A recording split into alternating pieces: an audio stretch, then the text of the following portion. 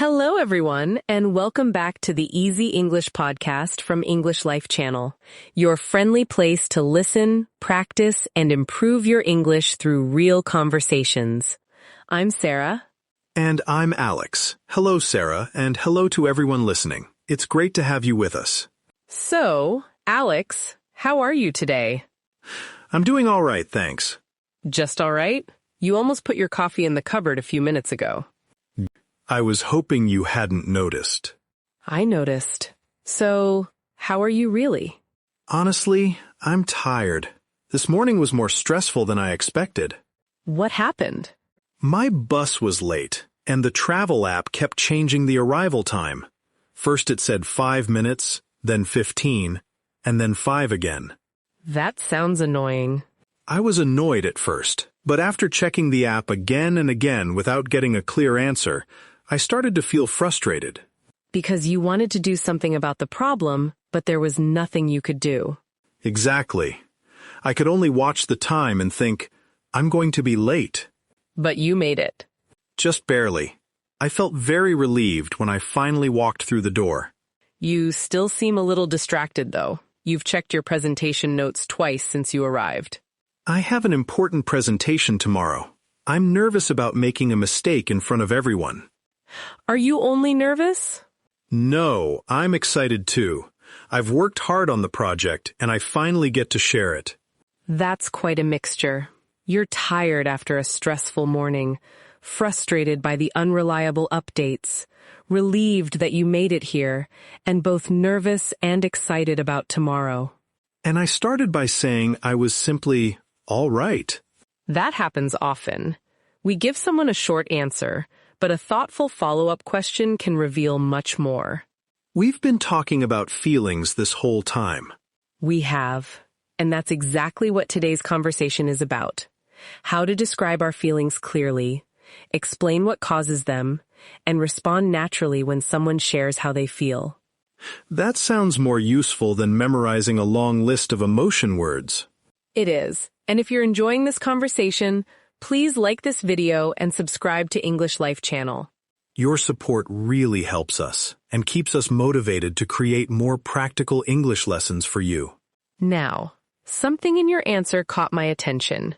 You said, I'm tired, but you also said, I feel relieved. Right.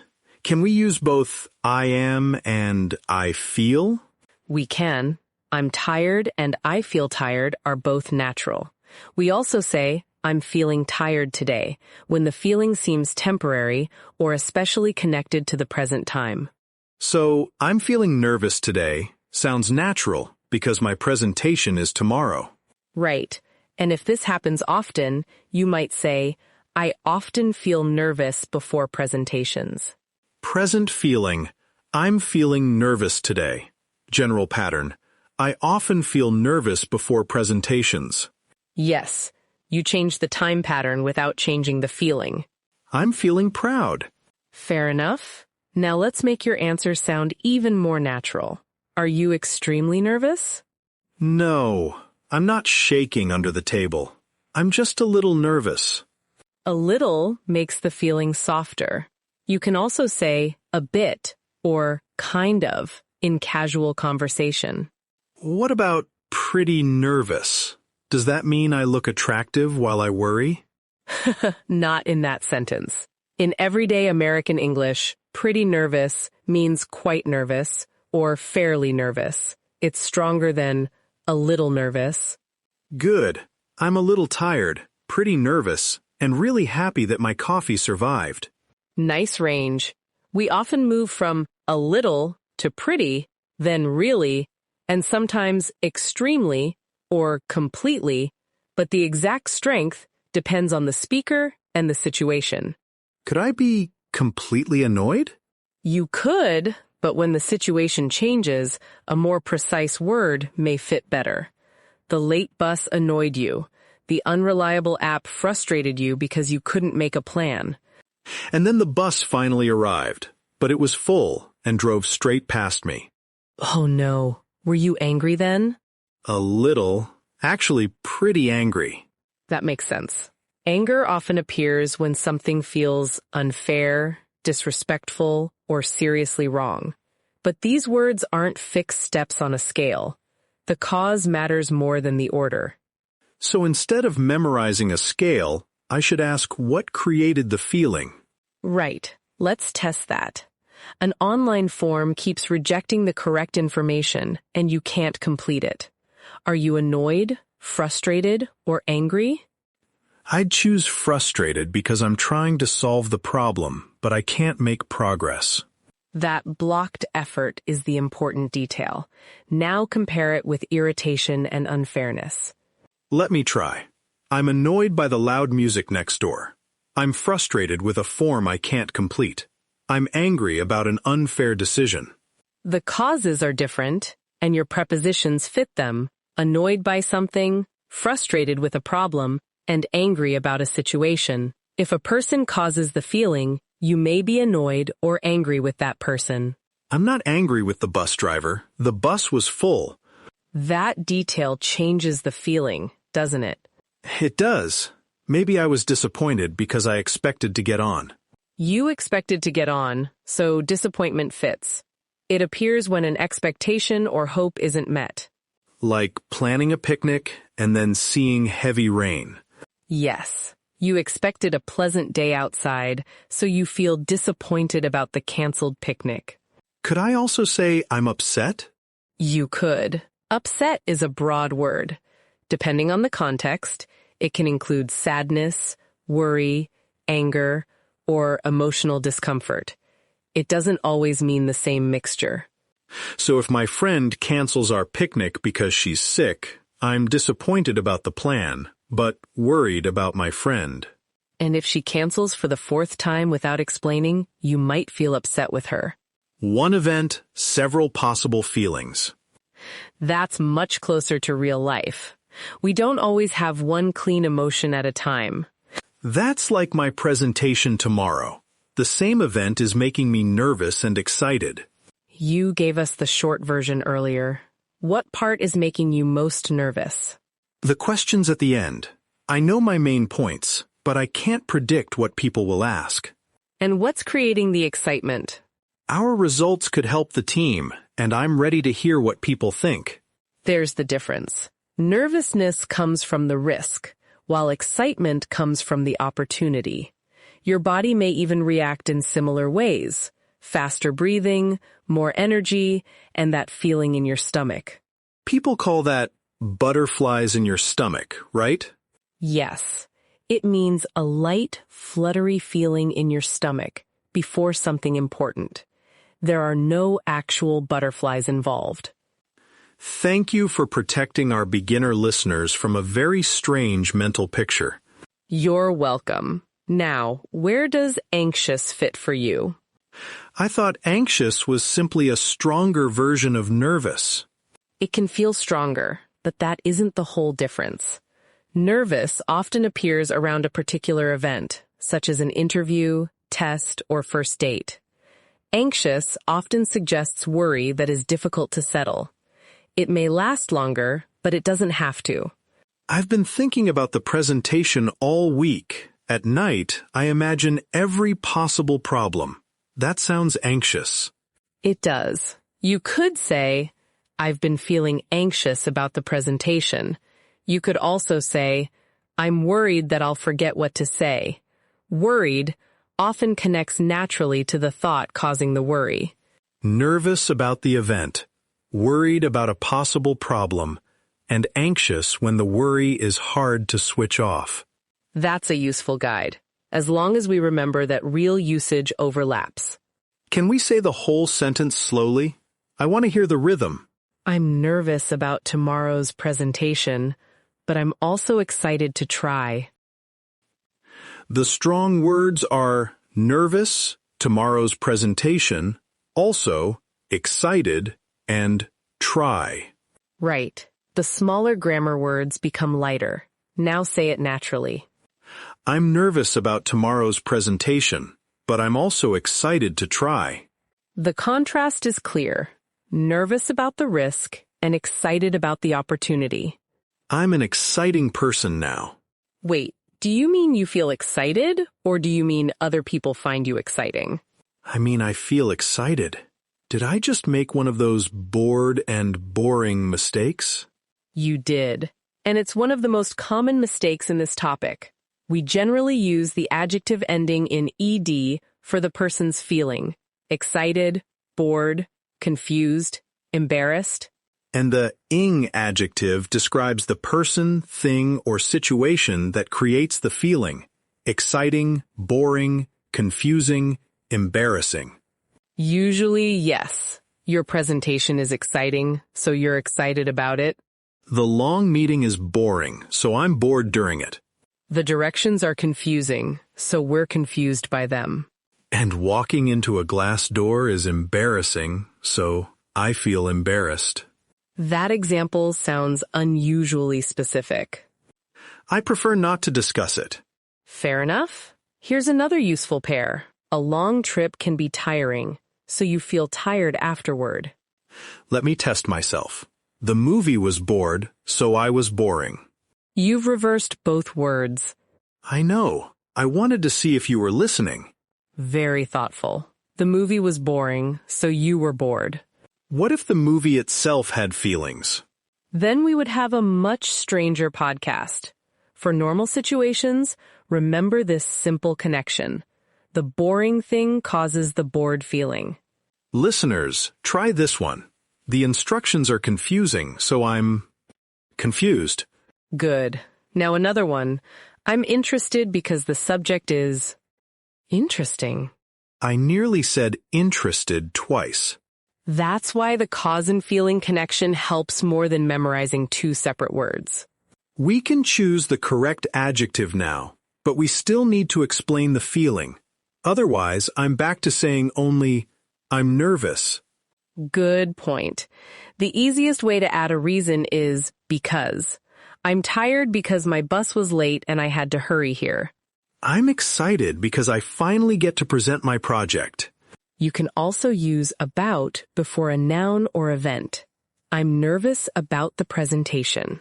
Not, I'm nervous for the presentation. In most cases, nervous about is clearer when the event makes you nervous. Nervous for someone can mean you're worried because you care about what happens to that person. For example, I'm nervous for my brother because he has an interview. That's a useful difference.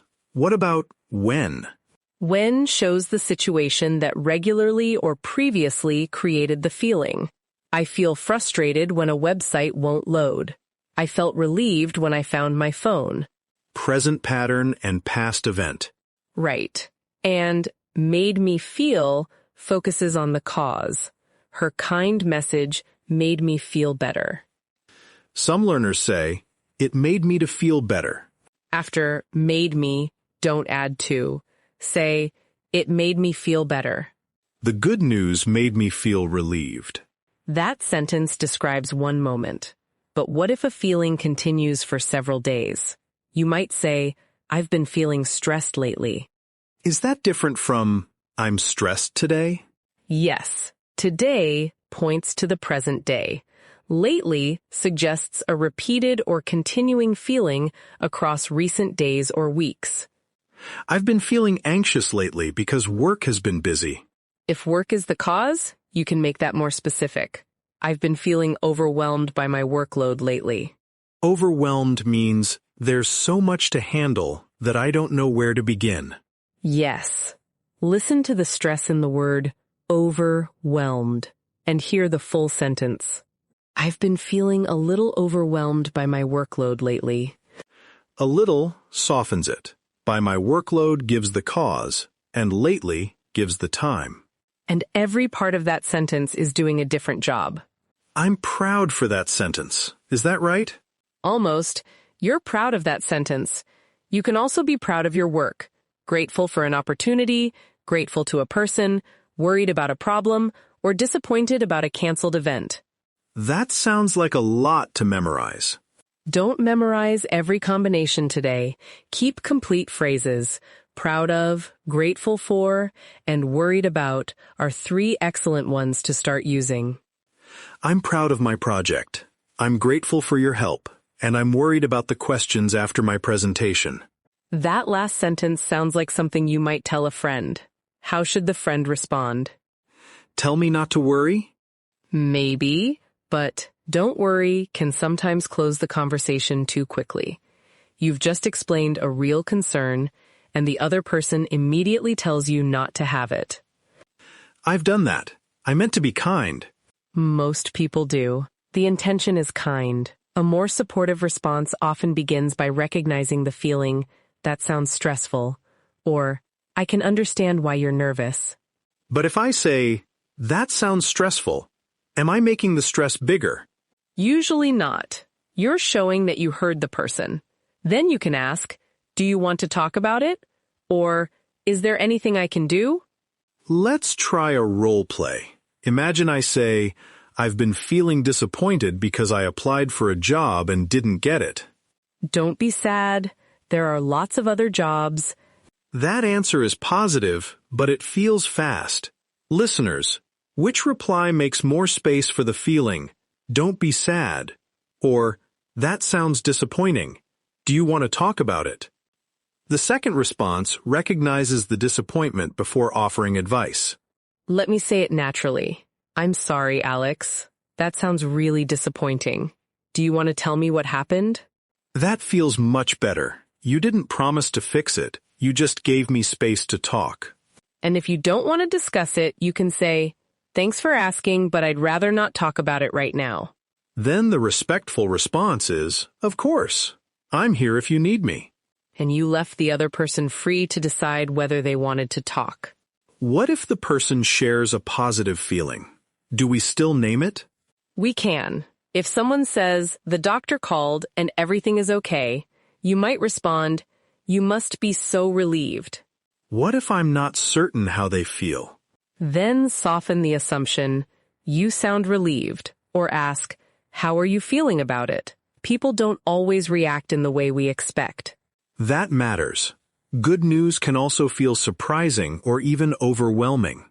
Exactly. Here's another situation. I worked on an important report for 2 weeks, and this morning my manager said it was excellent. You must feel proud of your work. I do. And probably relieved that the work is finished. Yes. You noticed 2 feelings and connected each one to a different reason. I didn't say, "Great, don't worry, I'm improving." And now you're responding before trying to solve everything. But what if the person isn't a close friend? Suppose a coworker says, "I'm anxious about a family problem." Would you ask for all the details? Maybe not. That could feel too personal. Right. You could say, "I'm sorry you're dealing with that. Let me know if you need any support at work." It recognizes the feeling without pushing for private information. Friend, do you want to talk about it? Coworker, let me know if you need support. That's a useful general difference, although it always depends on your relationship. What about talking to a manager about our own feelings? I probably shouldn't say, "Everything is terrible and I'm completely overwhelmed." You can be honest without making the sentence dramatic or unclear. Start with the feeling, explain the specific cause, and make a practical request. Can we role play it? Of course. I'm your manager.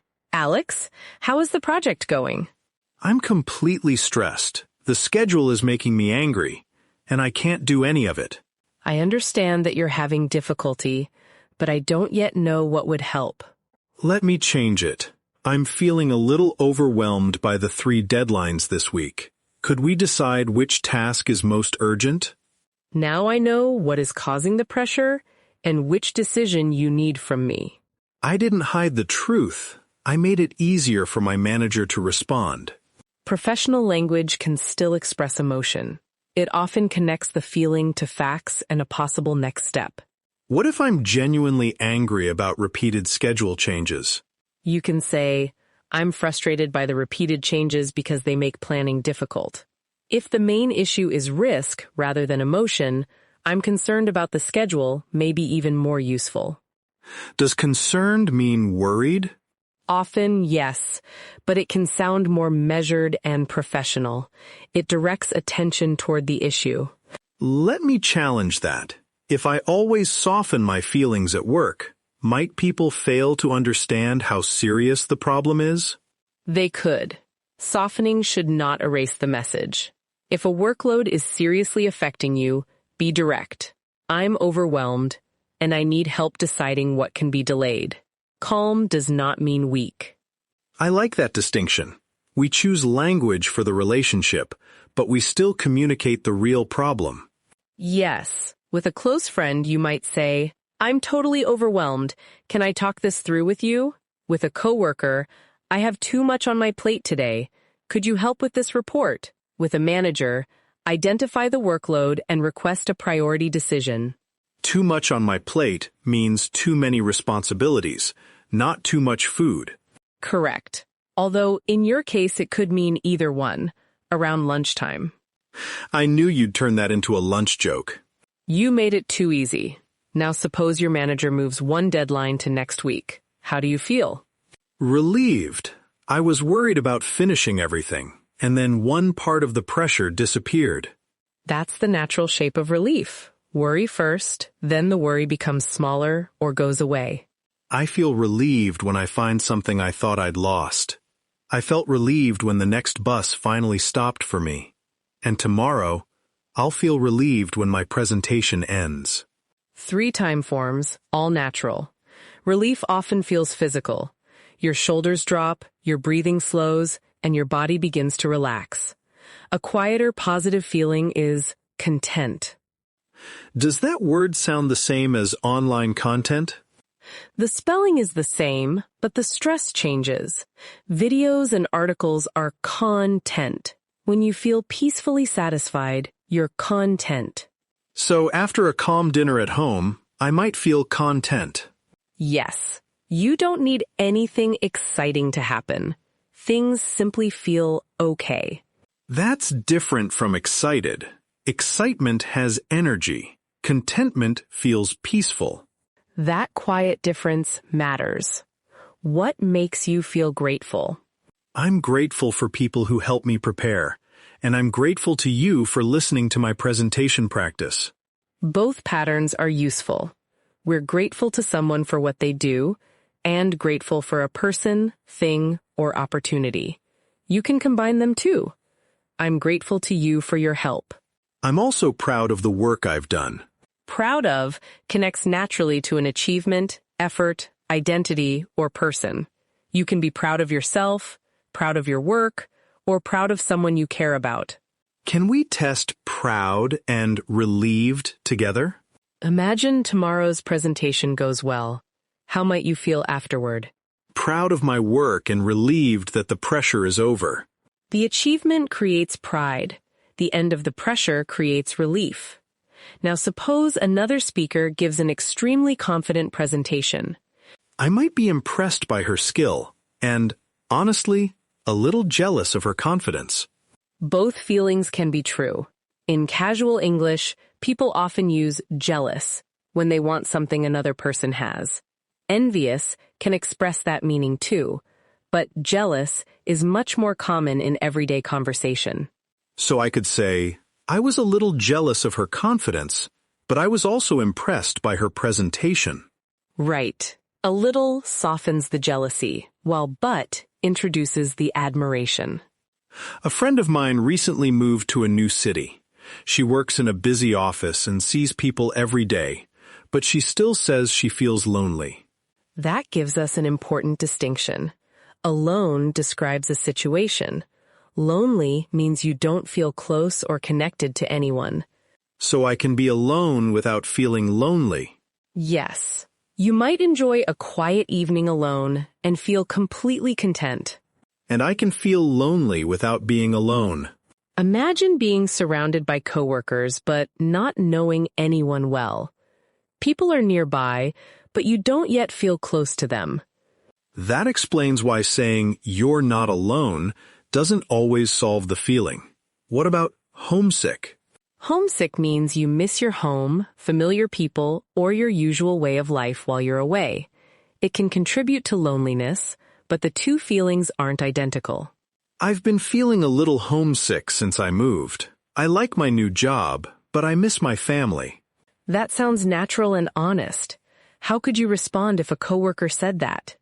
That sounds difficult. Would you like to have lunch together sometime? You recognized the feeling and offered a specific, low-pressure connection.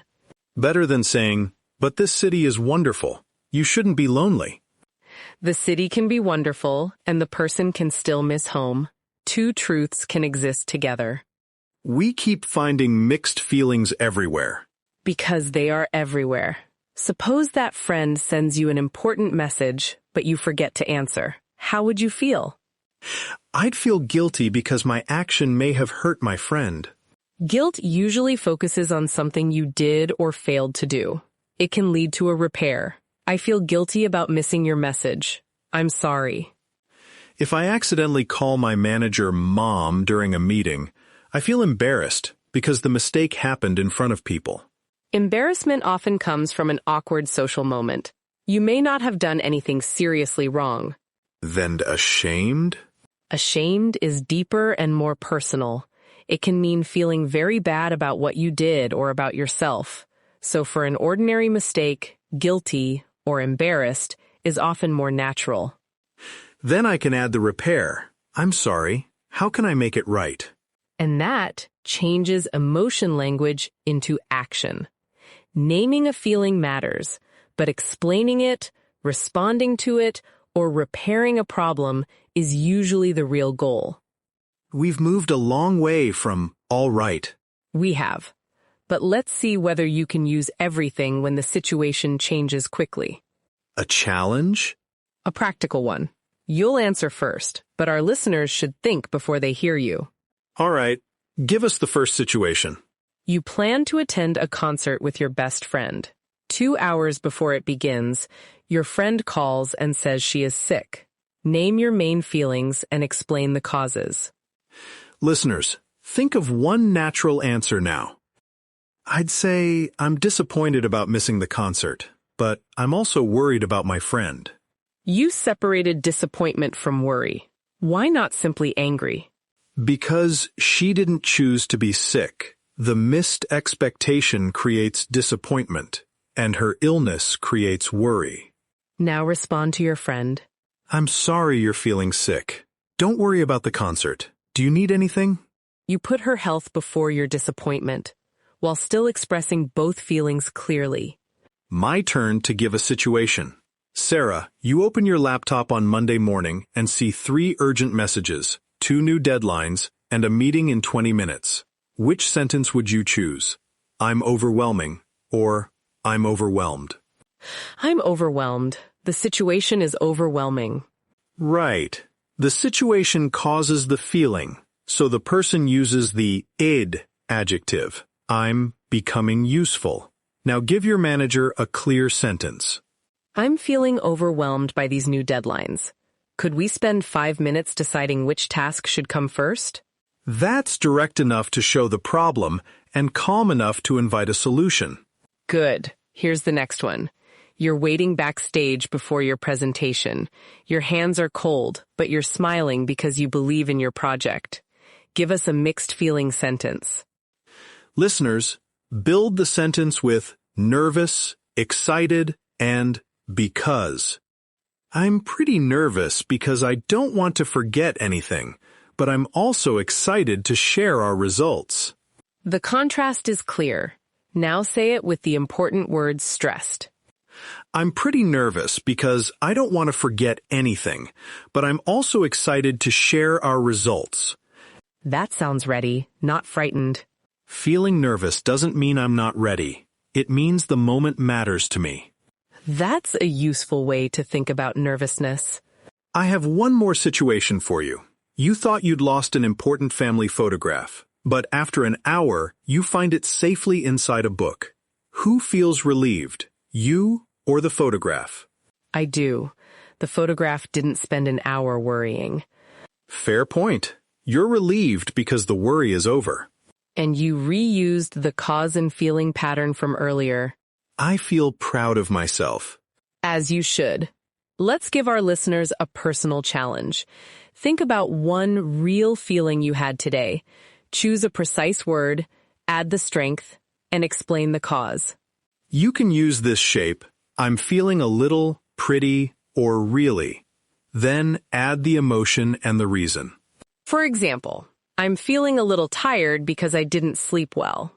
Or, I'm really excited about my weekend plans. Now make your own sentence in your mind or say it aloud. If you have more than one feeling, connect them with but or and. Then imagine that a friend says your sentence to you. How would you respond without dismissing the feeling? You could begin with, that sounds, then add a helpful question. That sounds frustrating. Do you want to talk about it? Or, you sound excited. What are you looking forward to most? Notice that the response changes with the feeling. Good conversation isn't only accurate grammar, it's showing that you listened. And sometimes listening means accepting that the person doesn't want to talk. Right. Thanks, but I'd rather not discuss it right now, is a complete and respectful answer. We should test one final workplace situation, because that was the hardest part for me. Go ahead. You can lead it. You're working with a coworker who looks tense. They say they have too much work and might miss a deadline. Which response is better? Calm down. Everyone is busy. Or, that sounds stressful. Would it help if we looked at the priorities together? The second one. It recognizes the stress and offers practical help without demanding personal details. And if I'm the person with too much work, I can say, I'm feeling overwhelmed by these deadlines. Could we decide what to prioritize? You've now used the same feeling differently with a friend, a coworker, and a manager. The emotion stayed real, but the amount of detail and the request changed. That is exactly the kind of choice that makes English useful outside a lesson. Sarah, ask me the question from the beginning again. All right. Alex, how are you feeling now? I'm still a little nervous about tomorrow's presentation, but I'm also excited to share my work. I feel more prepared because we practiced, relieved that I know how to explain what I'm feeling, and grateful for your help. Now that sounds like the real answer. And for the record, you sound prepared. Thank you. How are you feeling? I'm content. We had a useful conversation, you led part of the practice, and your coffee is still on the table where it belongs. A successful day for everyone. Here is one simple step you can take after this episode. Once a day, name one feeling and add its cause. Then think of one supportive response you could give if another person shared that feeling with you. And we have one question for the comments. What is one feeling you experienced today and what caused it? Write one natural sentence. It can be simple, honest, and completely your own. If this conversation helped you, subscribe to English Life channel and join us for more real English practice. Thank you for listening, practicing, and sharing this time with us. Keep noticing the words people use. Keep trying them in your own conversations. And don't worry if every sentence isn't perfect at first. We'll see you in the next episode. Goodbye, everyone.